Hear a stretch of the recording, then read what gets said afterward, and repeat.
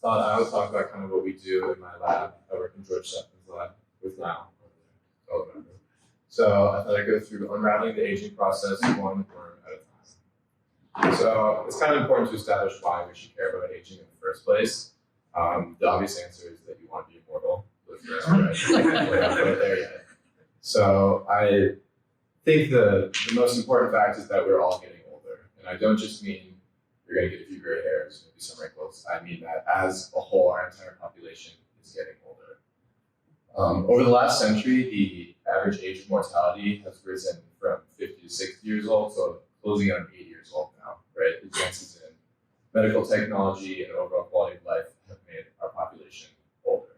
So since this is becoming more evident the further along we get in time, we're going to reach a point where there's kind of a lot of old people around. Maybe old people pandemic.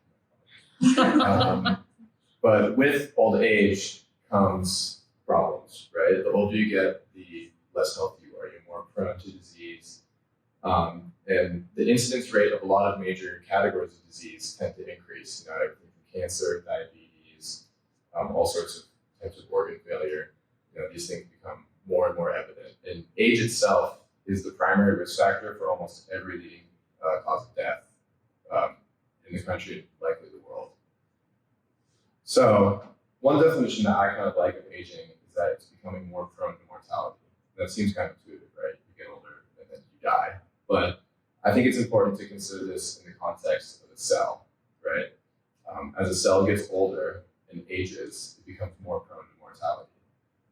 And this is due to accumulated cell damage. So throughout a cell's life, it accumulates all sorts of damage from a variety of factors. The paper, Hallmarks of Aging, is a good, I'd recommend you read it if you're interested in the subject. But they outline these 9 main things that contribute to accumulated cell damage. Everything from genomic instability to dysregulated nutrient sensing or epigenetic alterations. And you might think that's kind of a lot of topics to cover when you think about aging, so it does get really complicated. You know, how can you narrow down what is the problem in aging if there are 9 different major cell, functions that you have to look at? So, enter our friend, Unraveling elegans. This is a microscopic nematode. It's used as a model organism in our lab.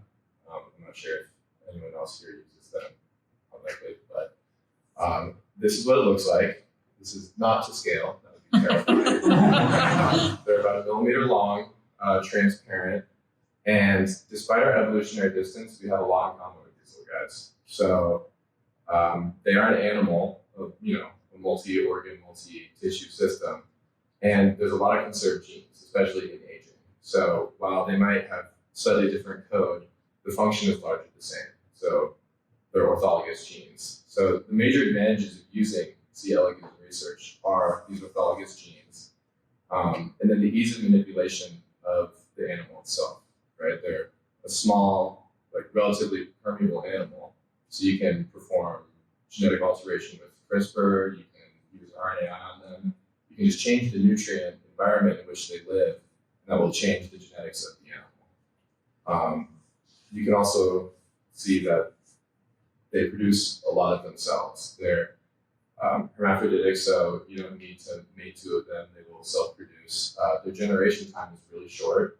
So when you're looking at the lifespan of a worm, you're talking weeks instead of with a mouse or another mammal model where you're talking months or years, or a human, 80 years, right? So, and like I said, multiple tissue types is really useful because if you look at a single cell line, you don't get to see that interaction between all these different cell types and tissue types. And lastly, there's the problem with ethics in research. There's not a lot of ethical problems dealing with worms. People don't really care about them. I'm probably considered a mass murderer among the worm community, but no one seems to have a problem with it.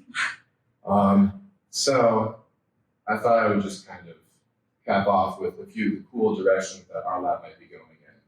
So first of all, we have the generation of something that can tell us our biological clock. So there's how old you are, but then there's how old you are biologically, right? So our engineers have been working on a program, neural network. I myself am not an engineer, so someone like you did might be better. math behind these things, the coding, but the basic idea is that you feed it a tissue sample or like a blood sample, and it can use the genetic patterns of these pathways involved in aging that we already know about, conserved all the way back to C. elegans. And it can look at expression levels of these different pathways and tell you how biologically old you are. So the applications of this are kind of endless in the aging field, especially if you take, say, a tissue biopsy of a cancer, or like a kidney if you have kidney cancer. How old is my kidney? When is it going to die? Apply a treatment, and then see, have I extended that age? Have I shortened that age? So it's a kind of a cool diagnostic tool and a good way to see, is my treatment working? Another project that I've been more involved with is synergistic longevity drugs. So we've been looking at a bunch of already FDA-approved compounds, things like caffeine or bacitracin, a common antibiotic. We know that these things extend lifespan, and they're already FDA approved, so you don't have to go through that whole process over again. So if you screen through lots of drugs like that and then combine them, we can see if maybe there's an additive effect on longevity. So say we combine our caffeine and our bacitracin, do we see an even longer lifespan? And then if you screen through and find all these extra long lifespans, you can try to work backwards from there and see the genetic pathway that you've taken to get to that long lifespan, and then scale these things up and find human drugs that can make you essentially live longer, be healthier into old age. So I guess in the end, if someone asks you, would you still love me if I were a worm? You should always answer yes, because it's very important, as you can see now. But I hope this has been an interesting look into aging research and kind of what we do in George's lab. Thanks.